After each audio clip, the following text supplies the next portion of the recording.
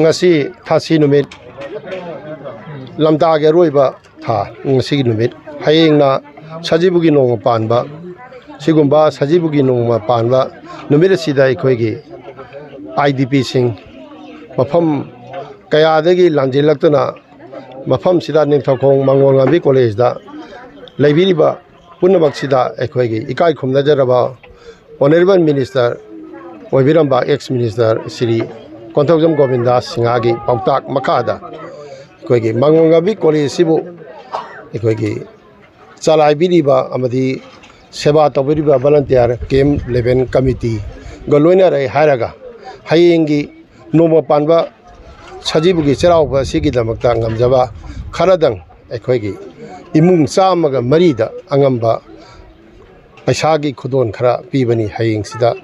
Koigi Sahigi Oiba Adugumba Ipagi Ipugi Adugumba Laigi Senglaba Numit Aduda Angamba Khara Katsanabagi Damakta Sigumba Paisagi Mateng Khara Pijabani Aduna Koigi Hojik Ladiba Camp Leven Sida Koigi Sarkargi Site Dagi Hojik District Administration Site Dagi Matam Sangna Hojik Paisa Thadok Piraktaba Pibi Raktabana Ekhoi Camp Leven ki committee sina hojik chalaibada awaba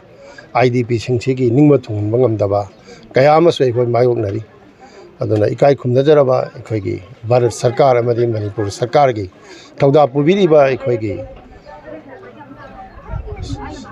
chalaibiriba ngma thopuna mangna official puna mangna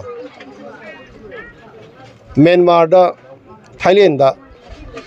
ngarang 7.7 7.2 magnitude ta ekhoi jwar hadana milising amena sidi bedu ekhoi gi di haukiba sahi ama ni gi mamang dagi asigumba jwar ha badu thoktana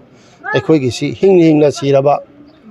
aduga masa phangdadana mangkhraba adugumba siraba sigumba lekhidraba kaya sigi damakta ekhoi gi welfare ekhoi gi mai onsin bi basi ekhoi Bharat Sarkarna amadi Manipur Sarkarna amukke na khumang chauna Sanchin Bire Haraga, Dugumba, Equagi, Magi Lejaramba, Mayum Makai, Mang Takrabasing to the Semjin Sajin Vidana, Dugumba, Releif Bidana, Amuhana, Hanjil Hanaba, Equagi Sarkargi, Maigada, Equagi,